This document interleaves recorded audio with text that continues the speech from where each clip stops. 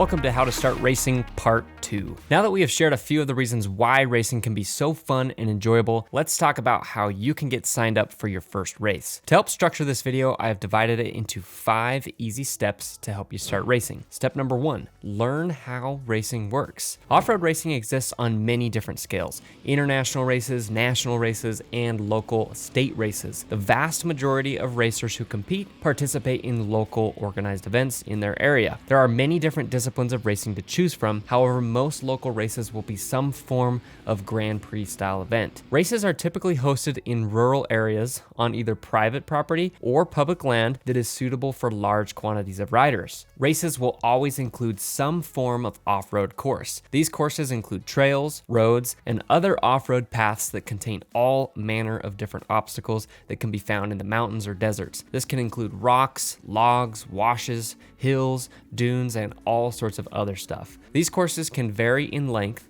anywhere from just a few miles all the way up to hundreds of miles. Racers are organized into different classes based on skill and engine size. All riders will compete on the same course in an attempt to either cross the finish line first or set the fastest time. Typically, youth riders compete together in youth classes on a smaller off-road course, while adults compete on full-size motorcycles in their respective classes on the full course. Individual races are typically hosted on weekends, either Saturdays or Sundays. A motorcycle club composed of volunteers will work together to organize, promote, and eventually host the actual event. Multiple races are hosted by different clubs throughout the year to compose a series of races. Riders can compete in multiple races throughout the year to earn points towards a championship trophy. Locate local race series by becoming involved in your local riding community. Ask other off-road riders in your area, join a Facebook group composed of riders in your area, or ask a local motorcycle dealership to learn more info about the local race series. Many motorcycle clubs and series will have some form of online presence,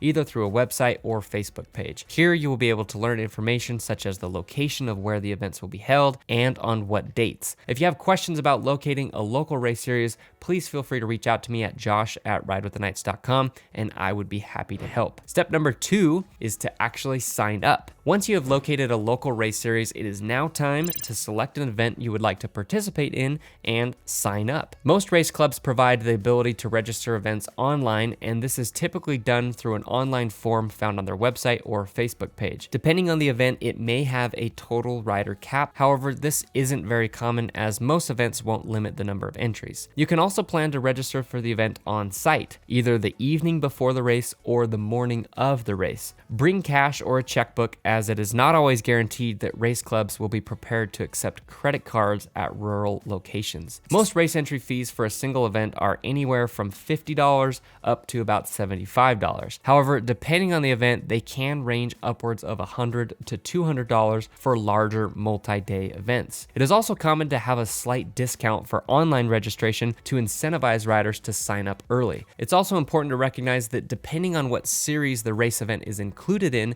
they may require a seasonal membership. Most race series will require basic contact information and a race number. With the purchase of a seasonal or annual membership, this information will be stored from round to round to allow for an easier sign-up process. However, most races will allow for a temporary or day pass to be purchased at a reduced price. Annual memberships will vary in price. For an example, here in Utah, it's $30 for an annual membership at our local race series. Any race series that is sanctioned by the AMA, the American Motorcycle Association, will require an AMA membership for participation. You can purchase an annual AMA membership for $49. Most national series will be AMA sanctioned. However, many local series are not. Check with your local race series to see if an AMA card will be necessary. Depending on how the race is scored, you may be required to provide or purchase a transponder or race numbers. Race numbers typically include a single or multi-digit number combined with either a color or letter code to classify riders in their appropriate class. For example, in Utah, all riders who compete in the amateur amateur class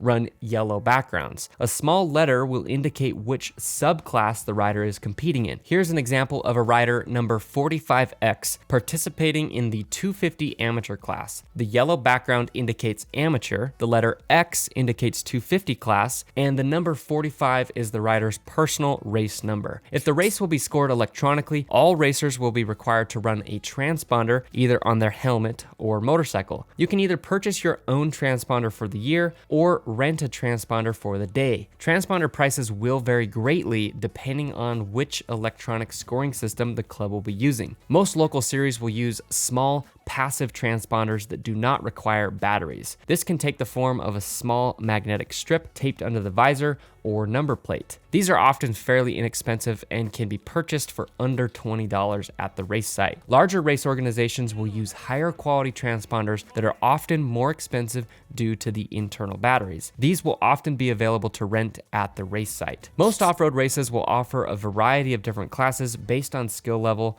age, and/or engine size. Choose the appropriate class for you based on those 3 criteria. If you're questioning which skill bracket you fall under, I would recommend beginning in one of the lower skill brackets, especially if this is your first competition. You can always move up later. Most skill brackets are represented by A, B, and C. A being expert, B being amateur, and C being novice. However, this will vary depending on your local series. Within these skill brackets, classes will further be organized by age or engine size. For example, you could compete in the 30 to 40-year-old expert class or the 30 to 40-year-old amateur class, both of these being 2 separate classes. Step number 3, prepare and travel. Once you've decided which event to race and you're all signed up, it's time to prepare your motorcycle and gear. Spend some time race prepping your motorcycle to ensure everything is functioning properly. Double check your axle bolts, make sure you've changed the oil, and that you have a fresh air filter. It's also important to recognize that many race series will require a spark arrestor. Ensure your motorcycle's exhaust system is equipped with a spark arrestor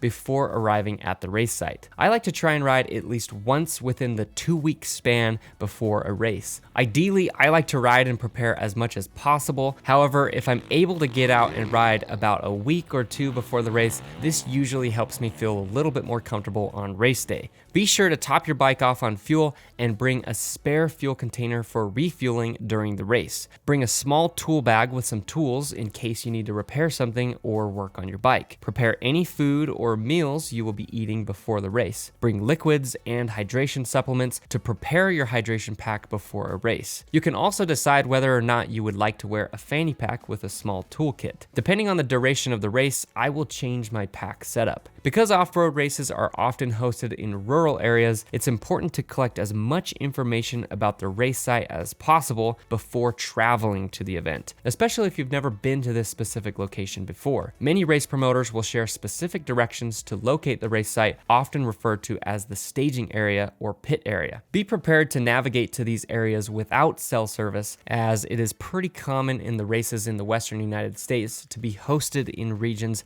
typically void of any cell coverage. Consider whether you plan to camp at the race site or drive to the race site the day of the event. The travel distance and time of race will affect these decisions. Step number 4 is compete. You're now ready for race day. Once you've arrived at the race site, be sure to visit the sign up area to either sign up or confirm your pre-entry you filled out online. Here you will be able to sign up, purchase temporary numbers, rent transponders, and learn of any specific information that is crucial for race day. Important things to consider are where the starting area will be held and at what time the race will be started. Race clubs will often host a short meeting before the race, often called riders meeting. Riders meeting is typically held near the starting area. However, the location may vary depending on the event. During riders meeting, the race chairman will share important information about the race and the off-road course. They will discuss how the start will be organized, how long the race course is, what course markers will be used, critical obstacles such as road crossings or fences, and any other important details that the racers should be aware of before the event begins. Be sure to confirm you are organized within the correct class and will be starting in the correct position. Different racing disciplines will utilize different types of starting methods. However, it is fairly common to use a dead engine start in off-road competition. Riders will be required to shut their engine off before the start. The start will begin by waving either a flag or banner. Riders will start their engines and begin the race. Compete in the race to the best of your abilities, but be sure to ride safe and have fun. Enjoy the experience and the challenge of completing the entire course. It is a significant accomplishment to simply finish any off-road race. Step number 5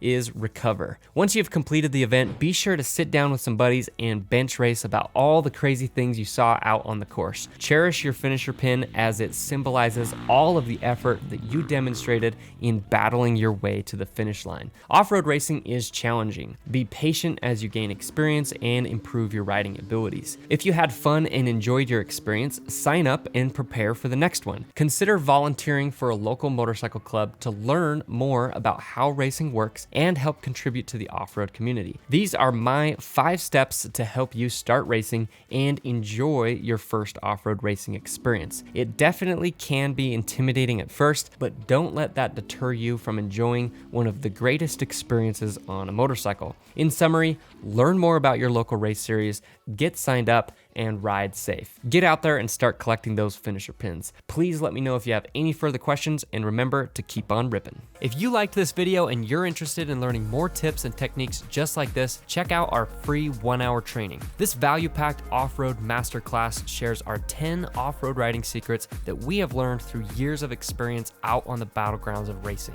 Learn about the attack position, proper braking zones, and how to carry more speed through corners, as well as much more. The best part is it's completely free. Head over to ridewiththeknights.com, enter your email, and start learning today. Be sure to subscribe to the Ride with the Knights YouTube channel, and remember to keep on ripping.